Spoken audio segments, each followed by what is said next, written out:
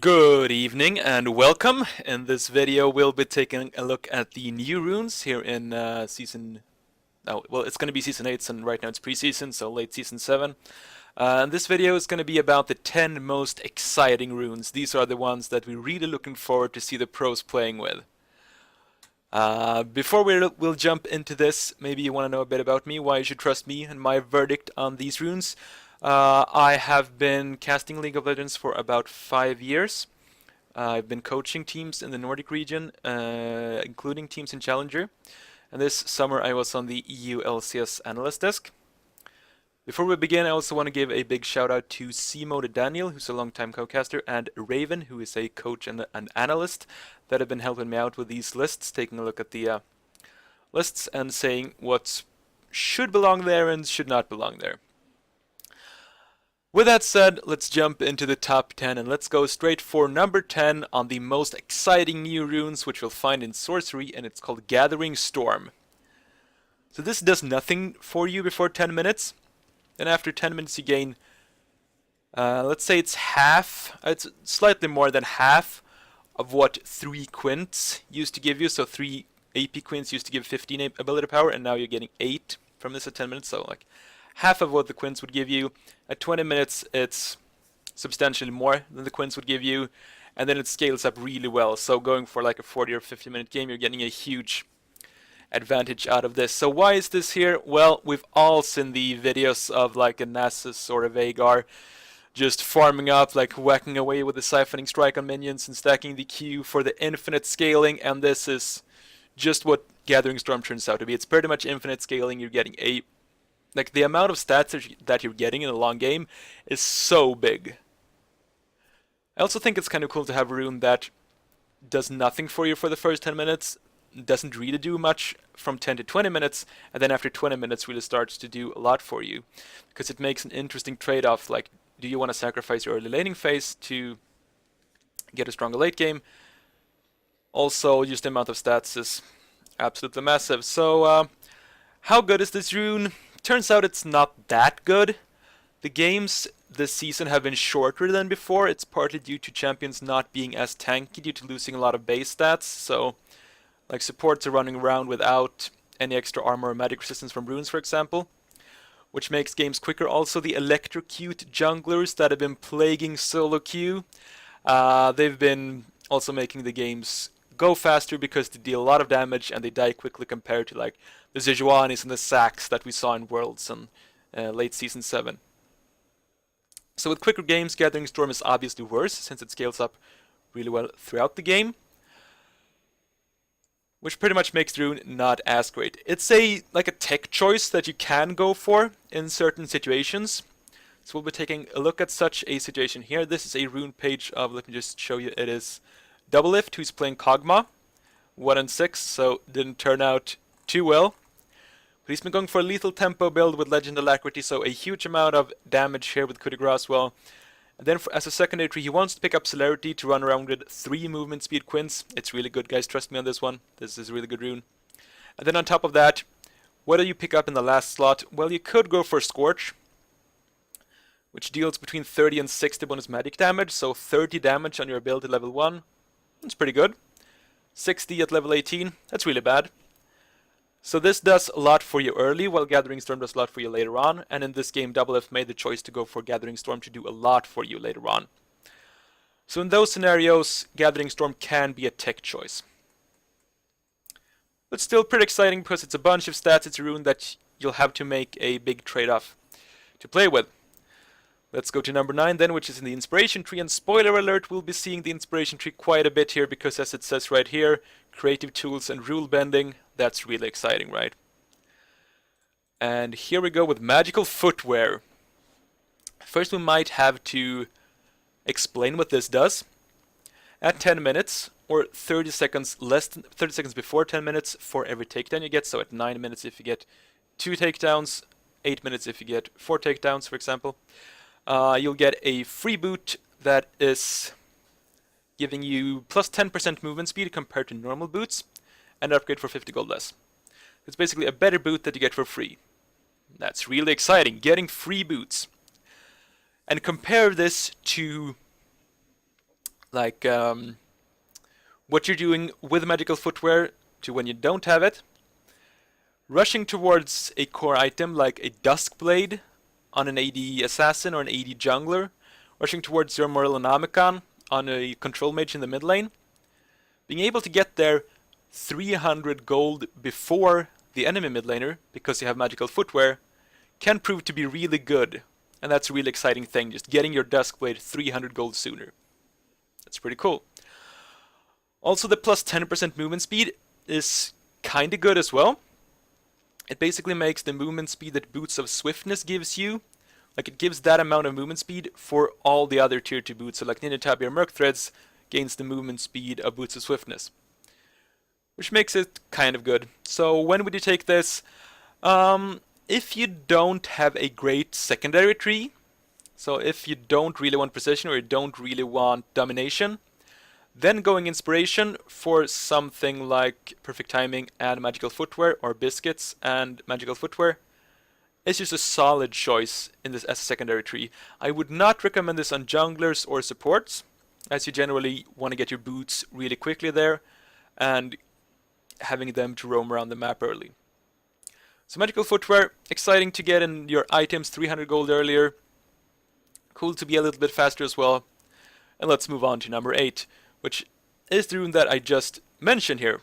Perfect Timing, also in the Inspiration tree. So way back I remember there's being like speculation and talk about an AD Zonius, like a Zonius for AD carries. Wouldn't that be really cool?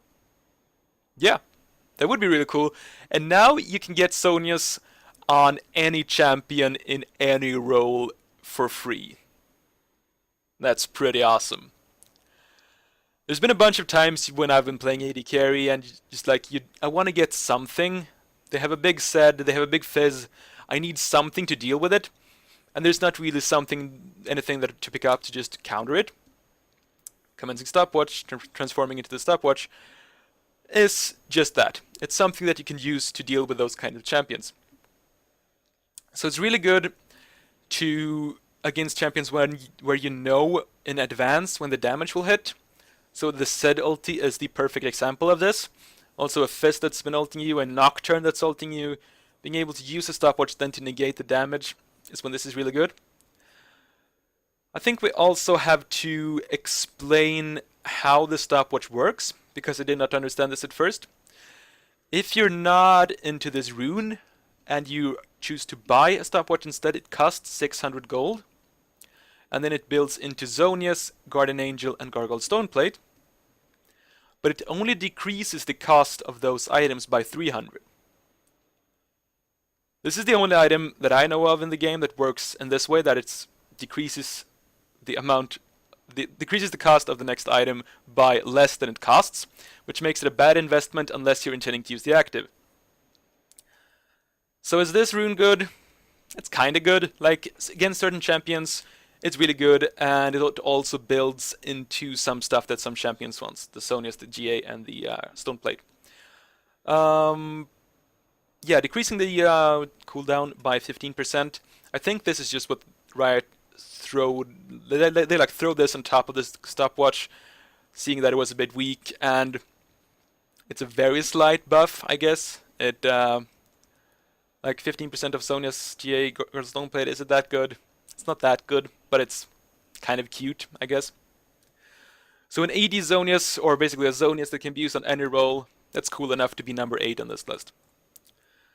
Let's move on to number 7, which we find in the sorcery tree, and it's called... Where is it? There it is. The Ultimate Hat.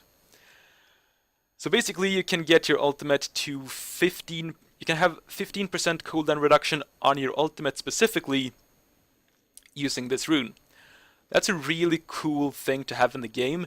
You used to only have cooldown reduction for... Like, the only cooldown reduction you have was general, for all your abilities.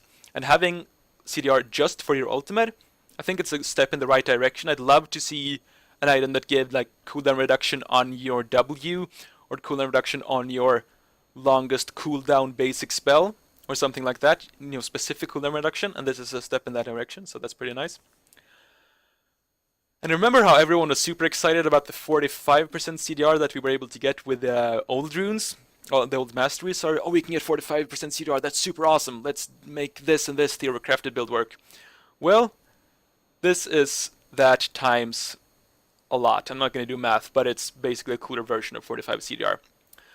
To be clear, this is something that a lot of people have said, but just to reiterate on that, it stacks multiplicatively with normal cooldown reduction, so you don't get 40 plus 15, so 40% normal cooldown reduction plus 15% from Ultimate Hat. You don't get 55, instead you get something like 48, as it's multiplicative. That's still really good. Almost getting your cooldown halved on your basic spells, or on your ultimate, sorry, is really nice. So just as an example, a normal 70-second ultimate, that's like a lot of late game ultimates, so I've been taking Rengar as an example here. 70 seconds is the normal cooldown. With this, it goes down to 36 seconds at level 16. Also with Rengar, his camouflage lasts for 20 seconds at level 16. So basically, with Ultimate Hat, you're running around more than half of the time you're in your ultimate. That's pretty cool, and that's why it deserves a spot on this list. On ulti-reliant champions, it's pretty good. It's not great. On champions that don't really rely on their ultimates, it's competing with two pretty good runes here, with like the Hexdrinker Shield and a bunch of free mana. So Ultimate Hat isn't the greatest. I think it's been a bit overhyped, but it's definitely really cool. I also need to mention Karma when we're talking about the Ultimate Hat, because she's the only champion in the game that has a real ultimate that can be cast at level 1. So you do it in spawn, level 1, then on cooldown you use your ultimate, your mantra, when you're fighting a river level 1, when you're going into laning phase, just use it on cooldown. Then you're getting a bunch of cooldown reduction. At level 6 your ultimate has gone from 42 seconds to 35, which doesn't sound that cool, but then you have to think of the Karma passive. For every spell that you land on an enemy, the cooldown of mantra is reduced from between 2 to 4 seconds, and for every auto attack from 1 to 2 seconds. That means your ulti is on a crazy short cooldown as long as you keep auto attacking in the fights. So don't be surprised if a Karma goes off with like 4 mantras in a single team fight. That's what Ultimate Hat allows her to do together with a passive. And that's really exciting. So that's what Ultimate Hat is here on number 7. I just realized my notes are actually showing. There, we removed them. So let's go back into the inspiration tree to Hextech Flashtraption. Well, now we're starting to get to the really cool stuff. Hex Flash allows you to do stuff that otherwise you can't do on a lot of champions. So you remember when Rek'Sai was like the strongest jungler in the game?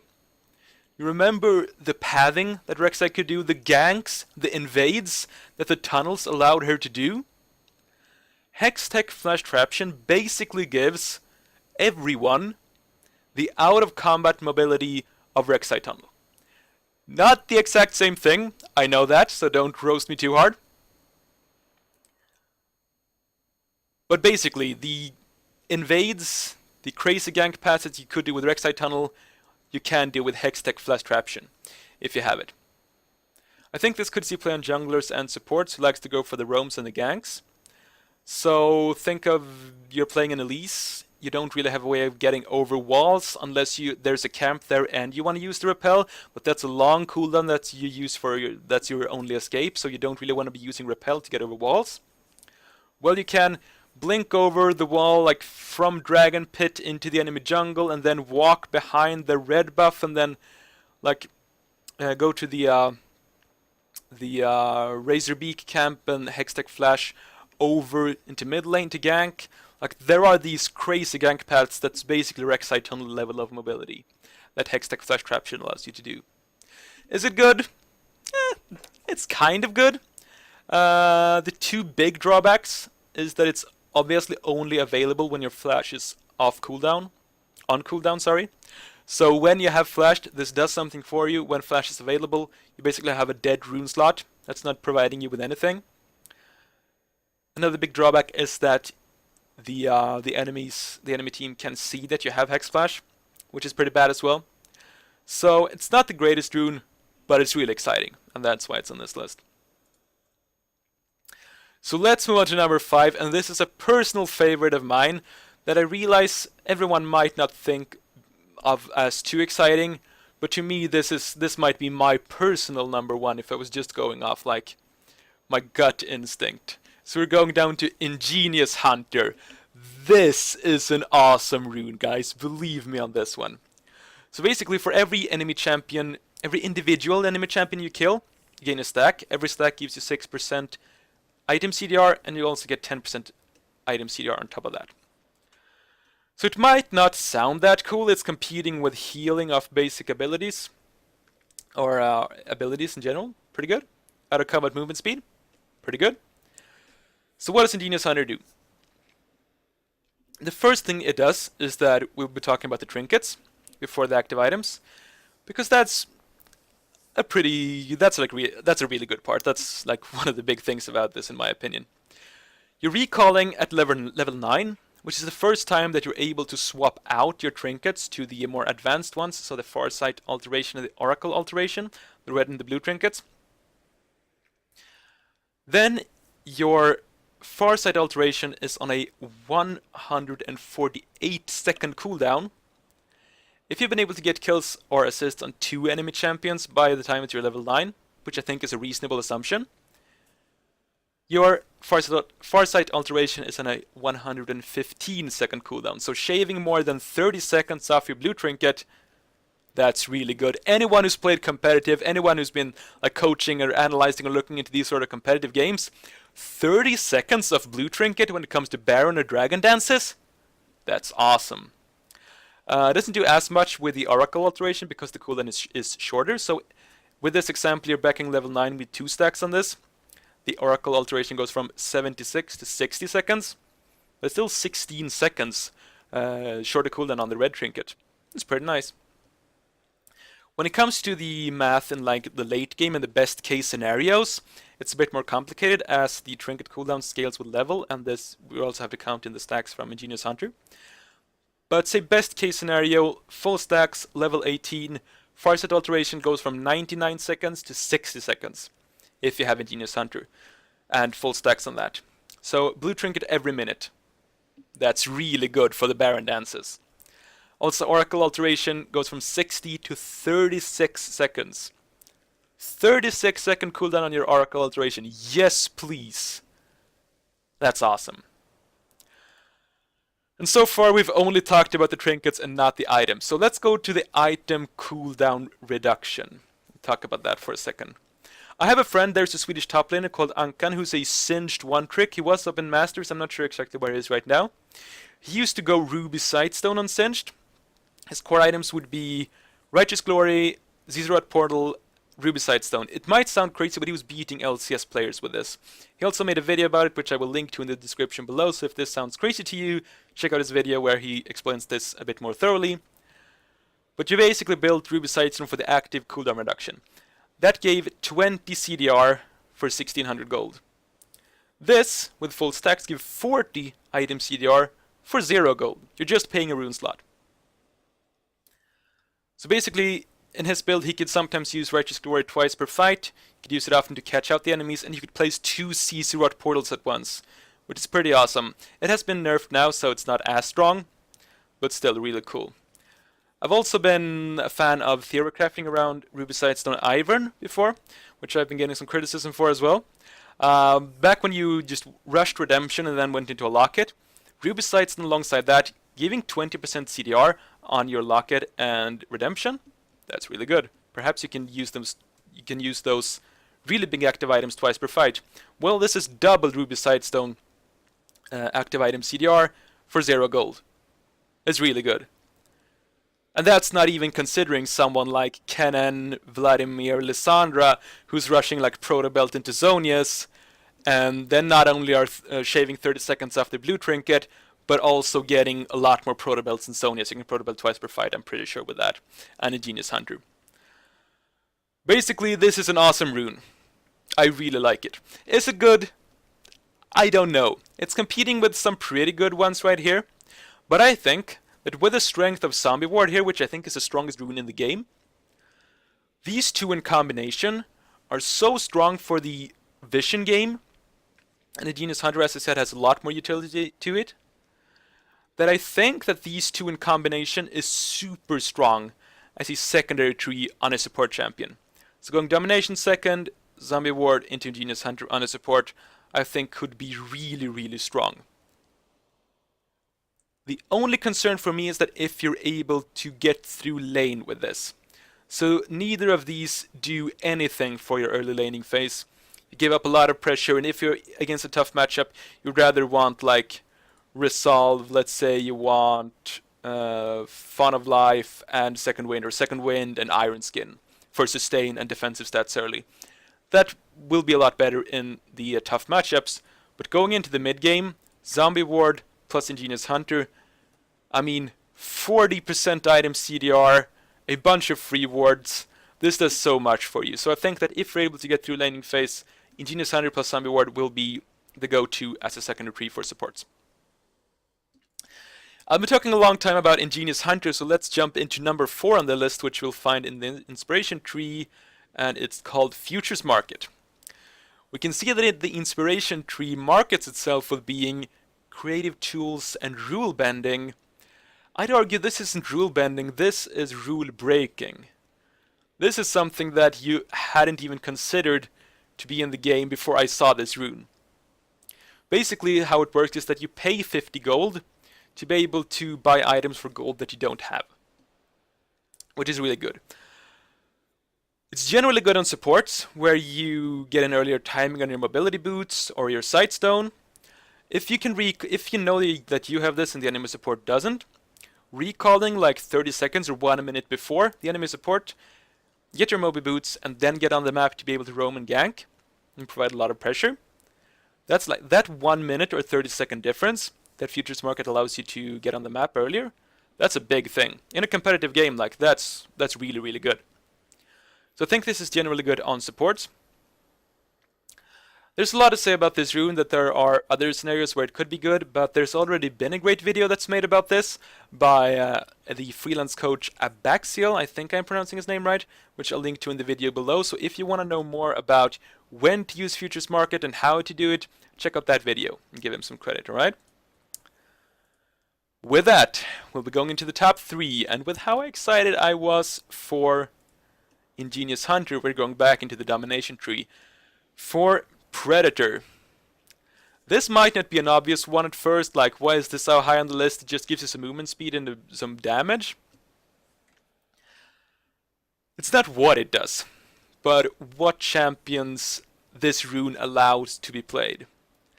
Years have gone by without Hecarim, Udyr, Volibear, Skarner having a good keystone that really suits their playstyle. And boom, here's like something tailor-made just for them. A bunch of movement speed for 15 seconds. Like when I first picked this up, I didn't realize the movement speed you get is for 15 seconds. That's a long time. With this on, it's almost enough to like run from base to your tier 2 tower and be able to support a gank from there. So you can activate this a long time away from the fight. You don't have to worry about it timing out for 15 seconds. The damage is alright. The cooldown is really long. It was buffed, the cooldown, in 7.23, so it's better. It's still kind of long, especially early on.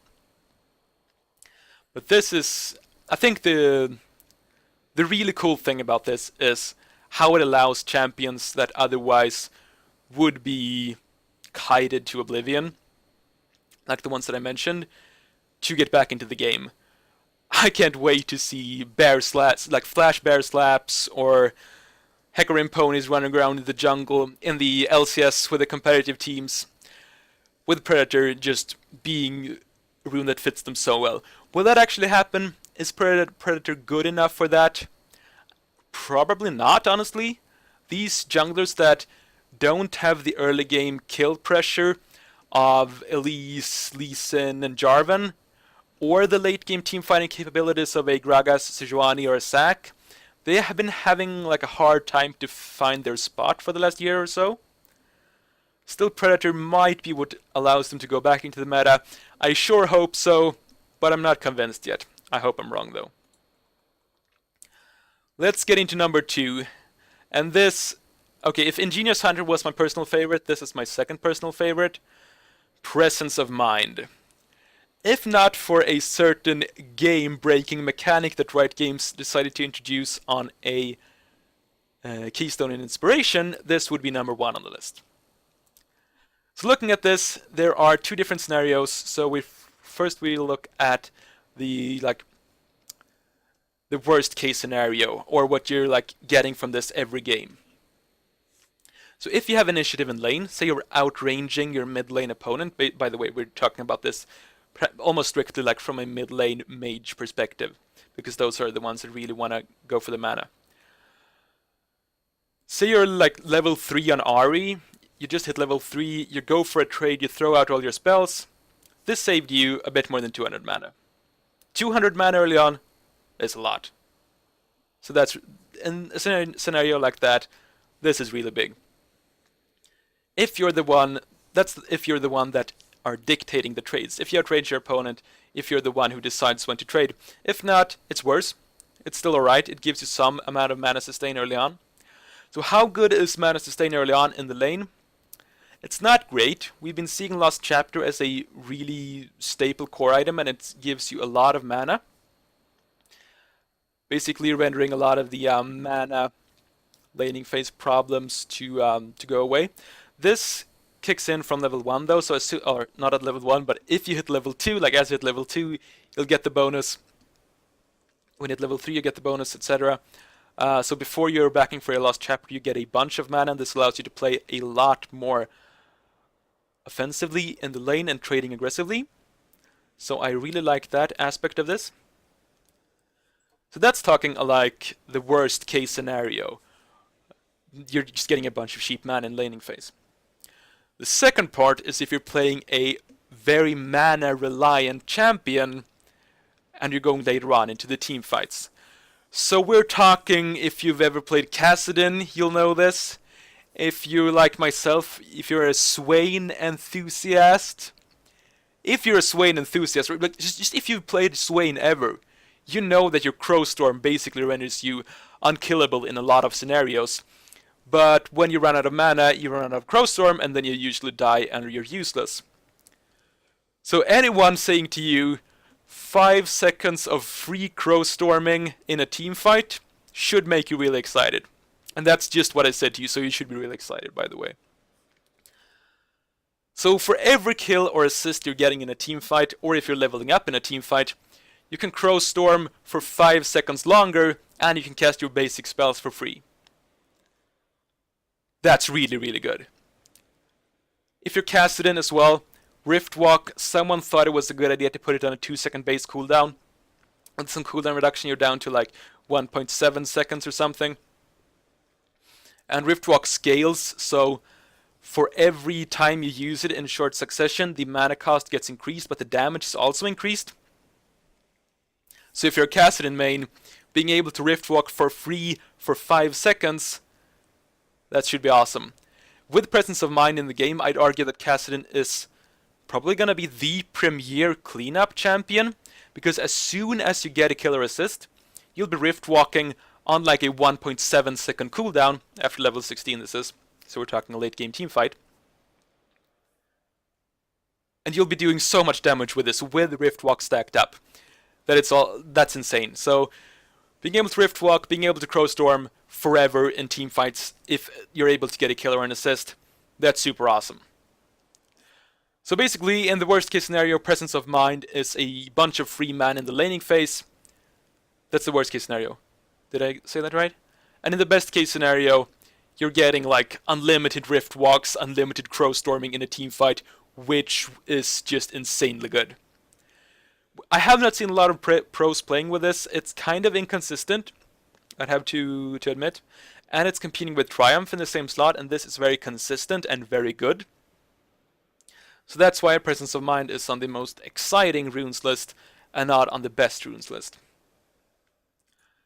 Okay, so I kind of hinted at number 1 in the discussion of Presence of Mind.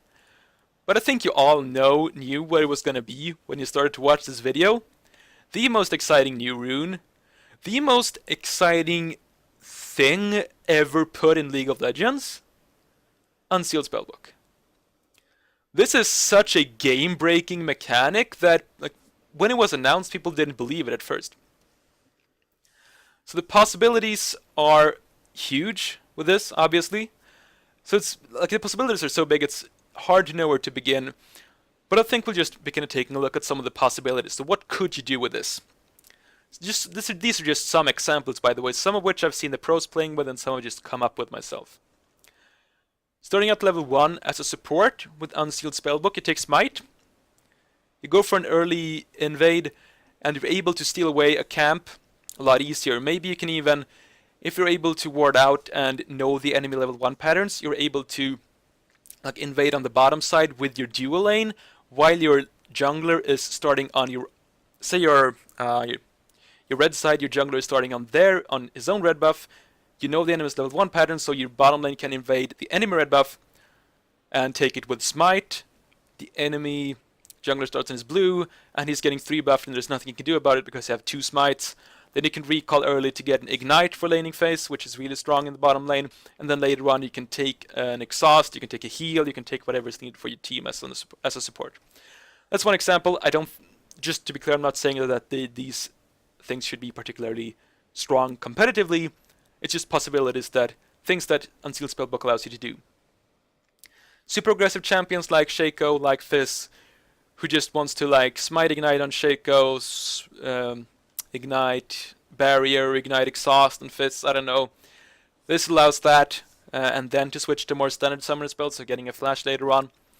Probably not going to be that strong because both of those champions have other keystones that they want to go for, but still a possibility. On, like, you're playing mid lane, you're recalling with Unsealed Spellbook, you swap to teleport, you teleport to the bottom lane with a TP ward in behind the enemy bot lane and get a double kill because they don't know that you have a teleport, so they're not playing around it. That's one possibility. Your support, you're recalling, you pick up a teleport, you teleport to a TP ward in the top lane, and you gank the top lane with TP, which is completely unexpected because no one plays around the enemy support grabbing teleport. Unsealed Spellbook allows you to do that. The one we've been seeing the most, and which I will show you here in a rune page from Marin's AP Kennen, is Unsealed Spellbook on a top laner to, as we can see here, start out with Ignite. This is in a somewhat of a tough matchup against the Camille as Kennen. He starts out with Ignite, and then with Unsealed Spellbook is allowed to swap it out to TP when he needs it for his team. With AP Kennen getting the TP flanks in can be really efficient, so you really want the TP later, but the Ignite early on in the laning phase can give you the pressure on a Camille that you need, also deny the healing from her. So this can be quite good in that scenario, just taking a look at this page. Also then, if you've been having TP, you can swap back to Ignite, or you can swap back to an Exhaust, if that's what will allow you to beat the Camille in a 1v1 duel. You can then take an extra heal or an extra exhaust or an extra cleanse or something for team fights if that's what you think you need. Also, the possibilities for anyone with an Unsealed Spellbook is to pick up an extra smite for barons or dragons later on. I don't think that is going to be super strong because you're giving up a combat summoner spell for a slightly increased chance of securing barons or dragons, but it's definitely a possibility that is allowed by Unsealed Spellbook. These are just some of the possibilities though, and I know for a fact that like every strategic coach, every analyst in every gaming house in the world ever is basically sitting right now looking at Unsealed Spellbook and trying to figure out what can we do with this? What does this allow us to do? What are the possibilities? Something to mention is that it forces you to go Inspiration primary, which can be bad because this stuff, the other runes might not be as good as other trees, but it also gives you more base stats than any other primary tree.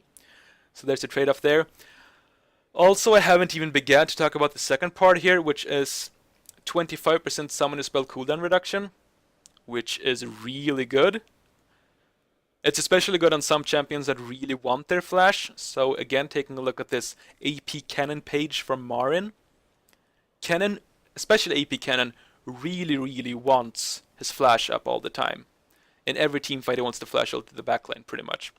And on such champions, getting 25% CDR on your flash is really big. Also on your other summoner spells, so if you pick an Ignite early, you have it up 25% more often. Unsealed Spellbook is really cool, and that is a worthy conclusion of the 10 most exciting runes for patch 7.23. My name is Henning, thank you for watching. Please leave a comment down below or on Twitter if you agree or disagree or want to see more of something. Right now I've ran out of ideas to make these like top 10 videos with a new season, but please let me know what you'd like to see and I'll try and make sure to do that. Thank you for watching.